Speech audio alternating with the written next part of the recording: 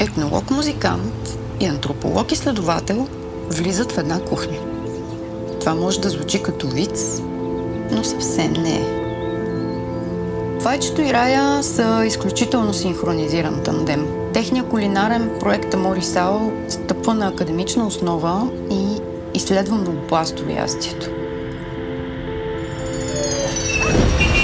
Бихме могли да използваме музиката като модел да се стигне от продуктите до финалното ястие. Чисто спектрално ниски честоти, средни честоти към протеини. После идват поправките, създаването на парфюм. Имаш жертвоприношение. Човешката история. Да, ти дори от неолита имаш... Там е и зародиша или първите опити за създаване на порцеланови съдове. Да, ти виж колко интересно нещо се получава. Пак от антропологична гледна точка, майка дава на детето си пилешка супа. Тя с този акт директно му казва: всичко ще бъде наред. Много силна социална лепилна смес. Обединява, събира и може да сложи много хора на една маса. Мисълта ми почва да се разклонява много, но ясно е артикулирано. За еврейския пеницилин говоря и за Моисей Маймонит. От към еврейската гледна точка как изглеждат нещата, яденето на супа е било акт на протест.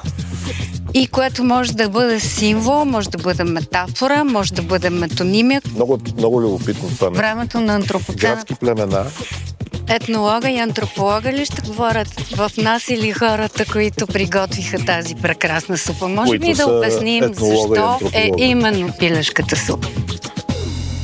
Момента, в който осъзнахме, че трябва да сготвим нещо за този проект, тръгнахме да мислим в посока храна или ястие, което е универсално, което говори на всички.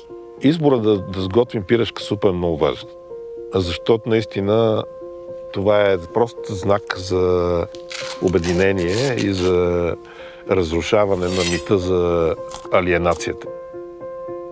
Града, който е наш дом и място, на което живеем и винаги сме били в него, по дефиниция е започнал с силни индивидуални прояви през годините, когато е създаван, и загуба на идентичност благодарение на анонимността на многото. И това, което ни събира. И това, което ни събира, и това, което е много силен знак, е акта на храненето. Акта на храненето. Готвенето, пренасенето на това, което носиш, любовта ти, желанието да събереш всички в вкуса на тази храна, в сервирането й и в споделянето й. Това, което сме се опитали да направим, е да изчистим целият процес. Да го направим така, че да стигнем до кристална капка бульон и всички онези компоненти и елементи, които структурират правилно една супа. В нея има тези микроморкови, които са наистина фантастични. Малко пащърнак. Фенел. Има фенел, който е... Джинджифил. Основната идея, нали, на това нещо и да я поместим в подобен съд е да може всеки един от знаците, супата и пилето, да дадат ясна представа за това, че това са обединителни неща. Това са онези малки работи, които ни събират заедно и ни карат да се чувстваме добре един до друг. Отпивайки чаша или лъжица от нещо, което значи едно за всички ни. Да споделим. Да споделим. Тяхната идея за чиния беше категорично като посока – яйце. Основната форма идва от две сфери, които се пресичат, и така ядрото е заобиколено от нещо, което го пази и символично затваря кръга. Връщаме се към началото, към сътворението и към старата мъдрост, че яйцето е съвършенство на природата. В него има всичко. Ние трябва да оставим знака ясен и да приберем обратно, ако щеш, пилето обратно от там, откъдето е дошло. Да ползваме този знак за дом с тази супа вътре в него през вековете и в култури, които на практика са нямали контакт помежду си, като да кажем персийската, азиатските страни, средиземноморската култура. В яйцето, те казват, в него се съдържа съзиданието. Имаш черупка, в която се намира сферата, има ципа, която представляват облаците, има вода, въздух в бялата част на яйцето, има и земя, и огън, и слънце в жълтък. И някакси има и начало, и край. Има и съзидание, има обаче и смърт. И реално в него имаш всичко. Той е страхотен символ. Формата следва функцията. Това казва Луис Съливан и ние точно оттам започнахме.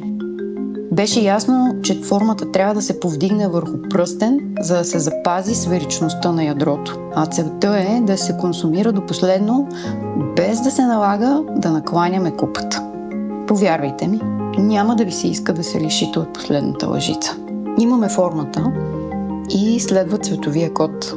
Какъв фон ни е нужен, за да поднесем тази кристално чиста течност и да усетим вкуса още преди да сме го опитали?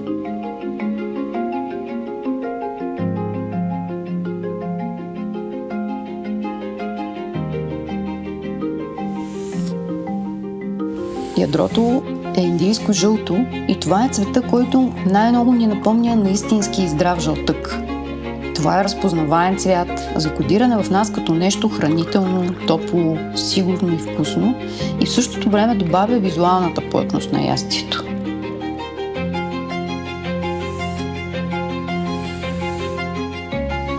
Пресните зеленчуци се открояват в прозрачния бульон, но запазвайки свежите си и истински цветове и подавайки ни сигнал за тяхната хранителна стойност.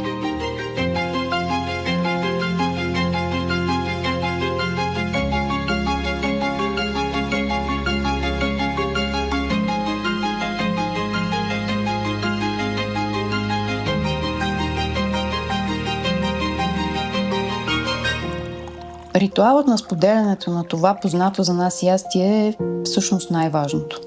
То ни обединява и в същото време претворено от това и рая ни провокира, за да го оценим по нов начин и да се присетим колко важни са най-обикновените неща в живота.